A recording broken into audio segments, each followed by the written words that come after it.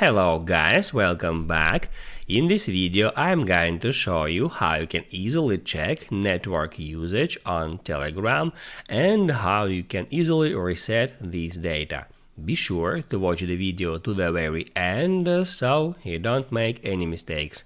And of course, do not forget to like this video and subscribe to my channel. So let's begin and first open up Telegram app.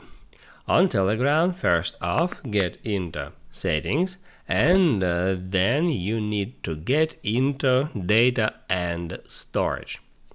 On that screen, towards the very top, you can easily find network usage. Just tap on that. And now it shows you your network usage data that is sorted by cellular or Wi-Fi. You can right now check how much data takes your messages, photos, videos, audio, files, and calls.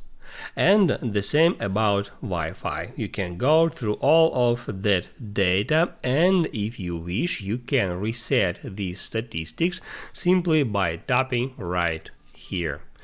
Then confirm that action, and as you can see, I have just cleared all the data about Wi-Fi.